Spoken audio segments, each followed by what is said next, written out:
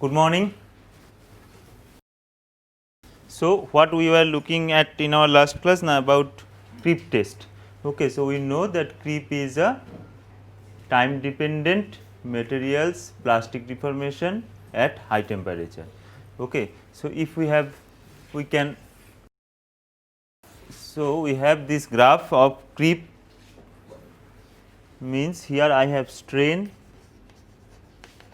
versus time. So, this we have seen as the creep curve, and there we said that at this region we have the strain rate d epsilon by dt.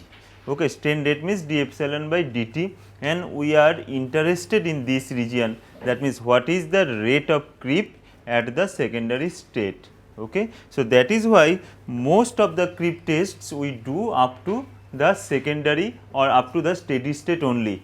That means, up to the failure of the material we generally do not go. We are much more interested in knowing the creep rate. So, up to the secondary state we do our tests, and we know that at the secondary state it is a straight line, more or less it looks like a straight line. So, we stop our tests up to here. Okay. But there are few tests which are known as stress rupture test. So, what is that in stress rupture test? Now, it is similar to the creep tests, but the difference is we go up to the failure of the material. So, if we need to go up to the failure of the material, then that means I need a high stress of or you can say high load during the creep testing operation. So, what is there is the difference is we have to have a high load application, and if we apply high load, then there will be failure of the specimen earlier as compared to the creep test in this case. Okay. In general, creep tests we do up to say, in general we do the creep tests up to 10,000 hours to know the material's behavior and at low stresses, low loads. But here we do this at high loads, and we find that the materials fail at 1000 hours. Obviously, these timings and all may vary based upon the application where the material is used. Okay, many applications are there where we can go for low stress as well as low number of hours we can go. Okay, but most of the cases for engineering behavior nature of a material, for creep nature of a material, we have to do the study of creep test up to about 10,000 hours.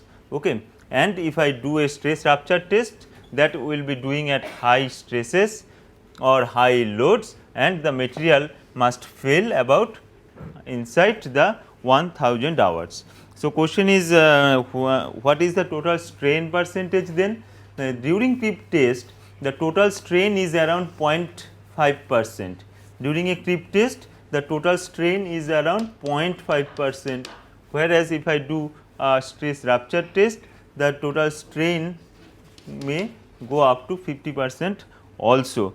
So, the applications where say for some materials we are not very much concerned about the material's creep behavior, but we have to see that at an elevated temperature there will be some load application, as well as we should not have failure.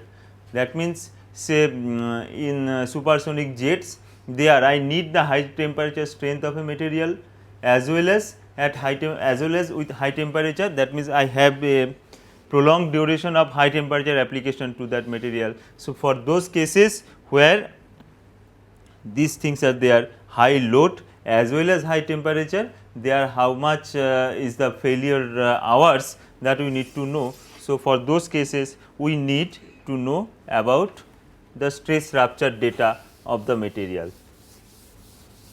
So, what we generally get as the stress rupture data? Now, we have, as I said here, stress is important, we are applying high stress. So, we need to know the stress versus time curve in a log scale. So, we have stress versus time curve in a log scale, and there what we find is we get some straight lines obviously, and the you can say the slope may vary. Okay. We have some straight lines. We can do these at different temperatures, say T1, T2, T3, etc. So, at different temperatures, if I do a stress rupture test, then obviously as here the stress value we are concerned, that means at high stress we are doing this. So, we can have a plot of stress versus time. Okay. In the creep test what we have found there is it is strain versus time. Here we can have in stress rupture test the applied stress versus time curves, and the curves that we are getting are basically in a log plot we are representing this, and then we can get some straight lines, but with varying slopes. So, why these varying slopes are there? These slopes are telling that inside the slope variation is telling inside the material during the deformation some structural changes are occurring. We know for many materials what happens at high temperature, like we know there may be oxidation, we know there may be intergranular fracture, transgranular fracture, many other types of inside the material some variations may be there. Okay. So, some structural variations are there associated. So, we will have some slope changes in the representation of stress rupture data. Okay. So, what are these structural changes? Those we will be seeing now. So, regarding stress rupture, do you have any question? Stress rupture test, do you have any question? As I said that stress rupture and creep are similar, exactly similar test, but the thing is generally creep test we do up to not up to the failure of the material, stress rupture we do up to the failure of the material. And if I have to have the failure of the material, that indicates that I have to apply some high load. Okay, for the materials behavior. So, if you apply high load, then the materials may fail very early. Very early means what? Now, as compared to 10,000 hours for a creep test, here it may be around 1000 hours. Okay. But this also I said that based on materials application, we may have very low duration of studies also, means where I may not go up to 10,000 cycles for studying a creep or stress rupture test. Okay. Then the stress rupture curves will be getting stress versus time curves, and there we will get straight line, and from there we can have some idea about the materials behavior at high temperature, structural changes. So,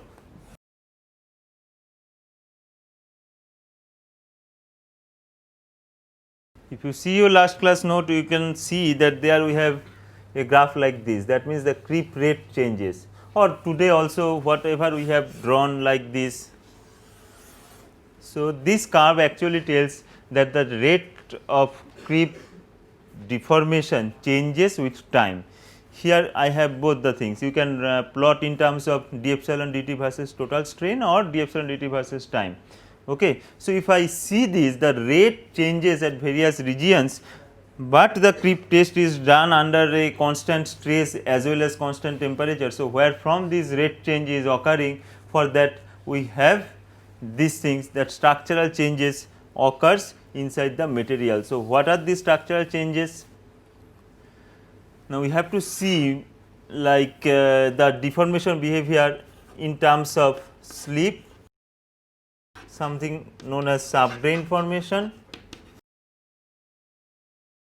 and something known as grain boundary. So, we have various things like the deformation of the material in terms of slip and some subgrain formation, as well as in terms of variations in the grain boundary. So, all these things we have to understand what happens during a creep deformation. Like this slip. So, we know that for many materials some slip systems which are there acting at room temperature, at high temperature we know some new slip systems gets operated, right? Like in FCC we have something like, what is that, we will tell 111 and 110 I have written. Now you tell where I will put which kind of bracket. So we know the slip system for FCC is in the 111 plane and 110 direction.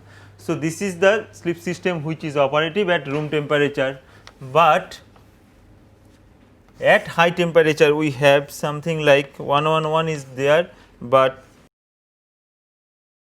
so the planes like 111, 100, 211, all these new slip planes gets activated. So as soon as we are doing some high temperature deformation of the material in association with the slip systems which were operative at room temperature, some new slip systems also get activated, and due to that the material deformation is possible in many other directions also. So the material may be deformed and in all those directions, like in HCP materials, what we know, HCP means say zinc, magnesium, these are the things which are HCP. So in hexagonal closed packed materials, what we find is some non-basal slip planes are also activated. Some non-basal slip planes gets activated in HCP systems at high temperature. Something like critical dissolved shear stress we know.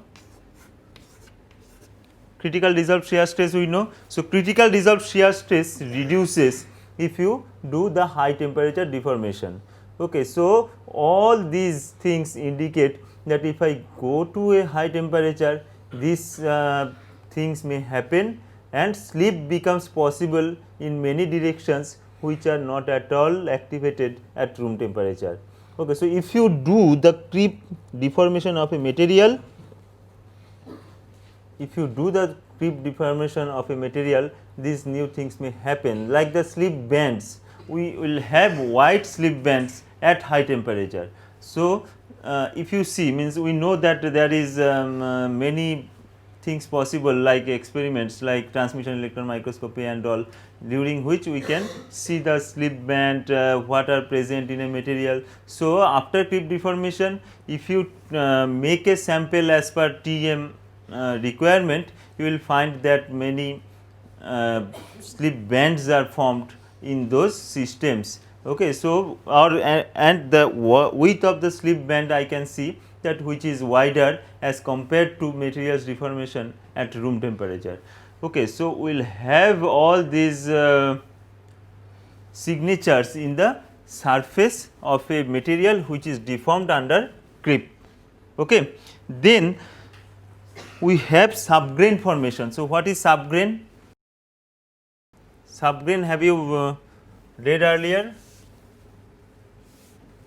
I think yes. So subgrain means what? Now if some in a material I have some low angle grain boundary. So in a material there may be low angle grain boundary formation. So where from this low angle grain boundary occurs, or what is known as low angle grain boundary? Misorientation angle. So we have to have the misorientation less than. Okay, so if we have less than 10 degree misorientation angle, we can call that as a subgrain form in a material. So why subgrains form? Now mostly high temperature deformation is inhomogeneous, or we can say creep deformation is inhomogeneous. So what is meant by this inhomogeneous? Now throughout the structure the deformation may not be possible. During a creep test, if we check different regions, we can have some idea about this. Okay, some region the grain structure may be wider, some region it may not be, grain sizes and all. Okay, so creep deformation, or you can say high temperature deformation, is highly inhomogeneous. If there is inhomogeneous deformation, then what will happen? Now say I have a big grain, but inside the grain there may be lattice bending. That means big structure, inside this there may be lattice bending, a little bit fold kind of maybe they are in a material, and if there is some amount of bending, that means towards that bending region there will be generation of many dislocations of similar sign. So, if there is lattice bending in the material due to inhomogeneous deformation, there will be generation of lots of dislocations of similar sign, and these dislocations they tend to what? These dislocations tend to rearrange themselves to minimize energy. So, if I will have some, you can have this kind. So, inside the material if there is lattice bending, then some dislocations of similar sign may be formed, and this will try to rearrange themselves in a linear fashion like that, and if that happens, then some regions will be looking like different grains. Okay. So, these grain boundaries means newly formed grain boundaries are having very low misorientation angle, as you said, about 10 degree or less than that. So, I will tell that as low angle grain boundary, and during a creep deformation we can see this kind of low angle grain boundary formation. Okay. So, if this low angle grain boundary is formed, then there will be some amount of strain from that, and that is also added to the creep strain of the material. Okay. So, that is also added to the total creep strain of the material. So, this is known as subgrain boundary formation. Sliding. So, obviously, these low angle grain boundary formation and all these things are related with the stacking fault energy of a material. So, what is stacking fault energy and all those things you know, hai na? Then I have grain boundary sliding. So, grain boundary sliding means what? As I said earlier, creep deformation is inhomogeneous. So, sometimes what happens is, now I have a grain structure on which some of the grains may move relative to another grain. Okay. So, some of the grains I will show you in our, or I will send you one micrograph. Say this is one etched and polished microstructure. Say, okay, on this I have, we can make a scratch like this. So, if I have a polished and etched structure, on that you made one scratch using some sharp tool, and then you did some creep testing on it. Obviously, creep testing means what? Now, I said something in our first class that a tensile creep, right? Other than tensile creep, we may also have compression creep. Okay. So, we said in our first class that there is a tensile creep. So, if you have a specimen like this, on which this one cross section you have polished, etched, you have seen the microstructure, then you made a scratch on it, and then you put it under compression. Yes, compression we can put at high temperature for long duration. So, if you do that, that is compression creep, and if you do the compression creep, means when we will be doing the compression creep, when the material restriction is there, we cannot make that much big specimen and all, then we can go for compression creep also. Okay. So, if you do the compression creep and means on this surface which I have polished, then after the experiment, if you again check the microstructure, we can see that these scratches may have shifted like this. I mean, you have initially made the scratch, but after the test you may find, after the creep test you may find that the straight line that we have produced before the test may have changed. That means what? Now, as if this grain entirely has shifted from this region to that, obviously the new positioning of the grain will be looking like this, little bit elongated and all. So, what we can find out from a creep test, that if I have a creep test, then the grain boundary sliding may be there. So, the grains entirely can move relative to each other, and in the entire specimen this kind of movement may be there. So, from this movement, yes, the total strain contribution to the structure is very small, but nowadays this can also people are measuring, but it is also possible that grain boundary may be it may be slide, it may have some sliding, and due to that some strain contribution is there into the entire strain of the material. So, now question up to this, bolo. Yes.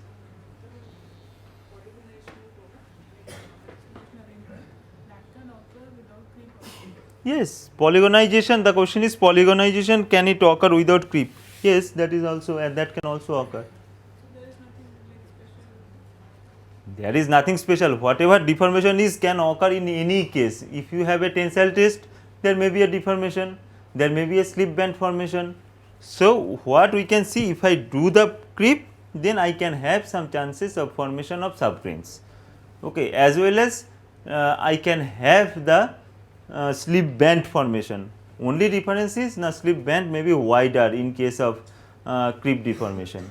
Okay, so polygonization, as she asked, polygonization is not having any speciality for a creep test. Yes, that is not a special thing for creep, but high temperature polygonization is much more feasible. As well as in materials there is something called cell structure formation, means you may have earlier read also, means dislocation cell formation. Have you read it?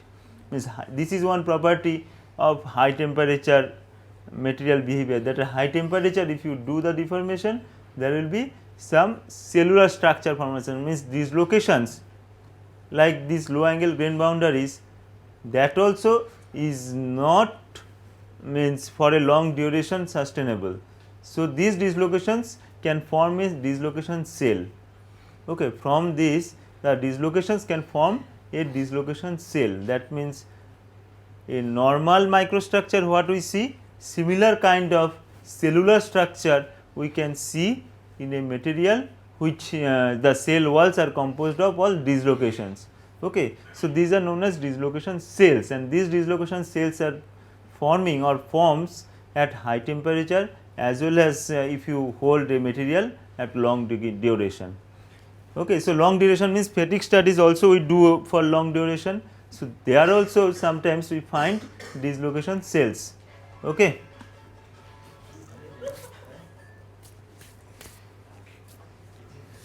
Okay. So, after that what we have is mechanism of creep.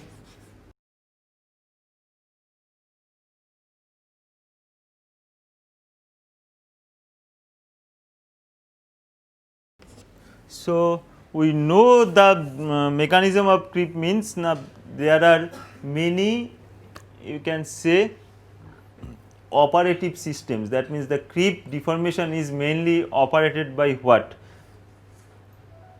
It may be something like dislocation creep, it may be something like diffusion creep. So, what is diffusion creep, dislocation creep, etc., we can have some idea from this, like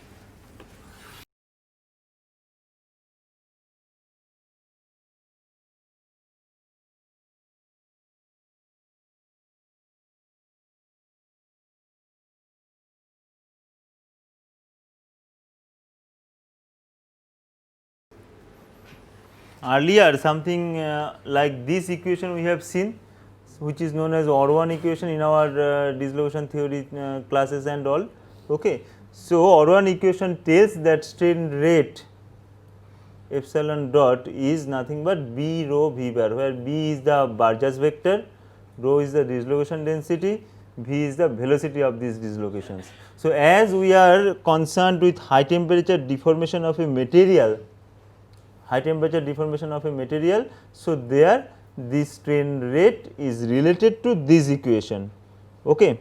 So, what people said that we have a steady state in a material. So, why the steady state comes? Now, there is a balance between what I said in the first class.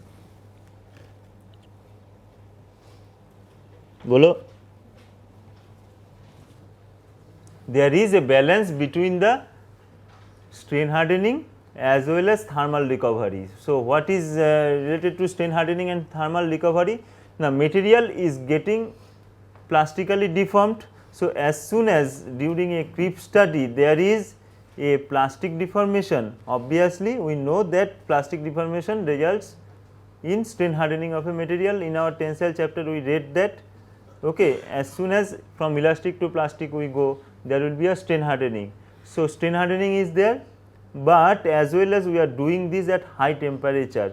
So, as we are doing this at high temperature, some dislocations may have some climb and all. So, due to that dislocation, or rather I can say that strain hardening means some dislocation pile up is there somewhere, but as soon as similarly you are giving high temperature introduction to this, so some dislocation will be removed from that pile ups. So, I will have strain hardening and this removal of dislocation together. Okay. But at a certain stage these two are balancing each other. So, there will be generation of the steady state.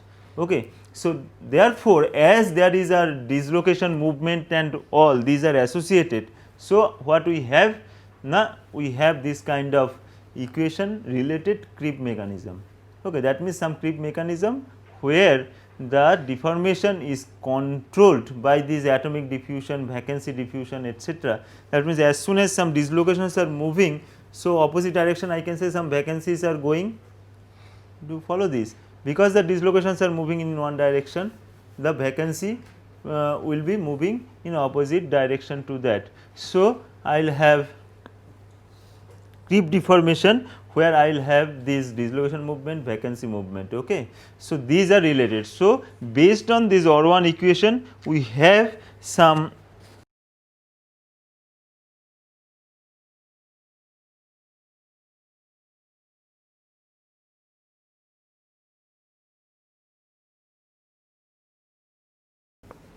So, all these equations are based on Orwan equation. Why? Now, we know that the dislocation density is proportional to the sigma square, v velocity is proportional to sigma, and these two combines epsilon dot, because b is a constant.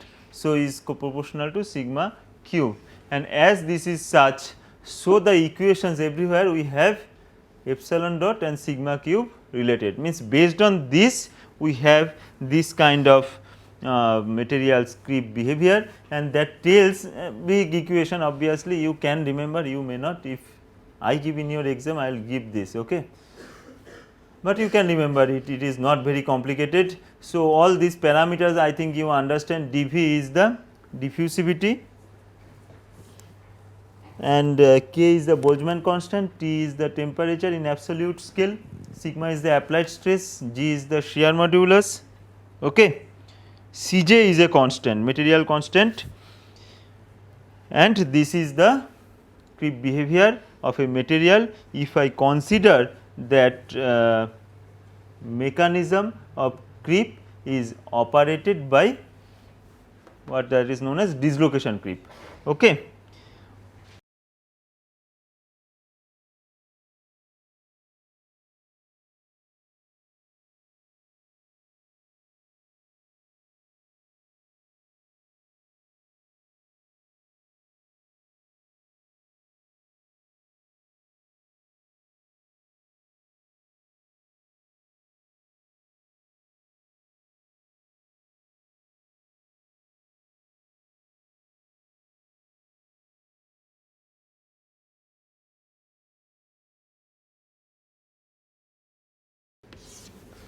Okay. So, for creep there is one model, there are many models are there to represent the materials behavior.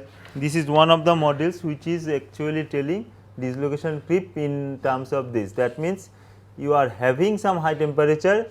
So, dislocation creep is phenomenal here, and at high temperature what happens is along with dislocation glide there will be dislocation climb also. So, there is something which is known as Wyattman model. If you see the book of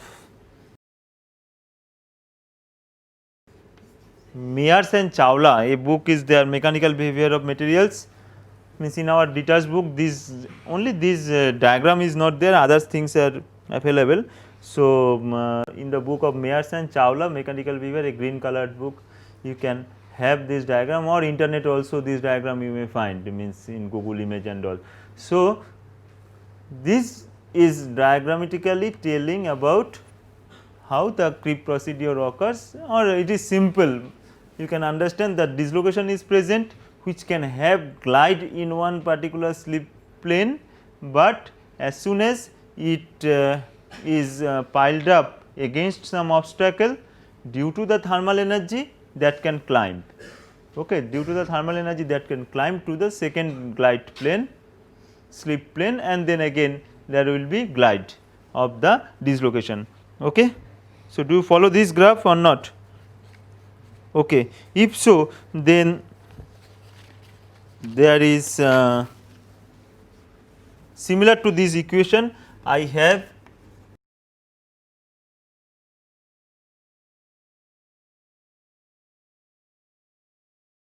similar to this equation, I have one another equation which is telling if we vary the applied load during the creep deformation process, that means this is for some certain stress, this is something higher stress level, that means from intermediate to higher stress I have this equation, intermediate to higher stress I have this equation, and that actually is telling about that at that stresses if we go, then the n value, that means the this n exponent value will change.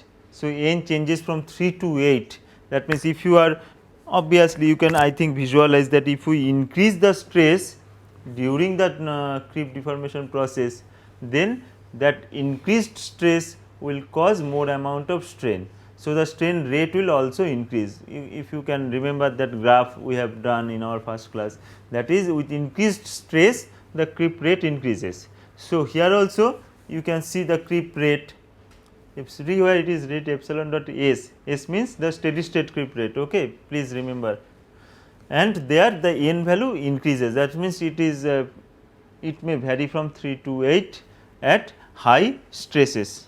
Okay. Up to this I will not go for the next year, that means diffusion creep today. You ask me question up to this.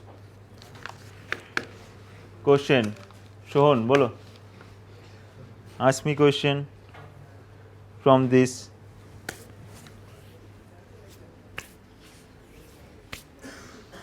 So, questions? No. Okay. So, what we have seen, I only can tell you is means some question answers should be here such that you can prepare for your exam. We have seen after this what is stress structure and creep, we have seen about the mechanism of creep. Before that we have seen the structural changes. So, if we do a creep test, there will be many structural changes. So, structural changes means how can we correlate, or we have seen that the strain rate versus time or strain rate versus total strain curve shows a variation in the strain rate. So, where from strain rate variation is there, although we are doing the test at a fixed temperature, fixed stress, etc. Now, this is the means creep deformation behavior, that at if we do the study at high temperature, then some additional slip systems may be operative which is causing the deformation further. Along with that what will be there is some subgrain formation we can see, subgrains we understand. Where from subgrain formation is then for that we said there will be lattice, little amount of lattice bending is there. So, due to lattice bending some dislocation formation may be there, and those dislocations of similar sign may rearrange themselves in a linear fashion, and if that happens then I will have subgrain formation.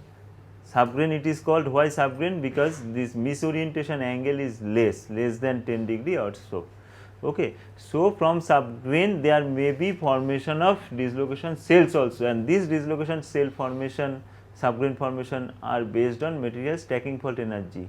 If you have a high stacking fault energy material, then subgrain formation is easier, naki, isn't it? If you have a metal with high stacking fault energy, then subgrain formation will be easier. And then we said that from these subgrains some dislocation cell structure may be there. Dislocation cell means similar to the normal microstructure where we can see some grains. similar to that, I will have dislocation cell formation, and these dislocation cell sizes vary, that I did not mention earlier. Dislocation cell sizes vary based on the applied stress. If your applied stress is more, dislocation cell size will be more, and dislocation density also vary on the cell walls. That means what? Now dislocation cells are forming, dislocation density will be there on the cell walls. So dislocation cell sizes also vary with the creep rate, with the creep duration, and at the steady state dislocation cell size also becomes a stable size. Okay. Is that clear? After that I said some grain relative movement. So that grain boundary, it is known as grain boundary sliding. So grain boundary sliding is what? Now if I make a scratch on a polished surface, then I do the creep test on the material, then there will be a grain boundary movement. That means what? That I can see from that straight line that I have marked on the etched surface, that can have a cut. Yes. As I said, inhomogeneous deformation, here also some grain may have relative movement, that means some inhomogeneity. On a grain you have some movement to this due to slip and all, okay, during the creep. So some grain can move relative to each other during the creep deformation. Okay, means you can say that as I said, it is inhomogeneous deformation. So all the regions of the material may not have similar amount of vacancies and all. So some region may have some additional movement of grains. Okay, that is why I can have movement of grains in some certain region, somewhere not. So there is grain boundary sliding, and that is the case here. Okay, after that we have seen this dislocation creep. Dislocation creep is what? Now when different dislocations are active for the material's creep deformation, and what happens there is we have seen based on Orwan's equation, we have different equations. At low stresses we have some certain equation, at high stresses we have some certain equation where the exponent n value is changing. At low stresses the exponent n is equal to 3. As per Orwan we have seen rho equal to sigma square, V rho is proportional to sigma square and V is proportional to sigma. So epsilon dot is proportional to sigma cube. Another one we have seen that if I increase the stress, then some additional mechanism of deformation may be associated, and that is why the exponent n value increases, and that becomes from 3 to 8 anything may be there. Okay. So these are the mechanism.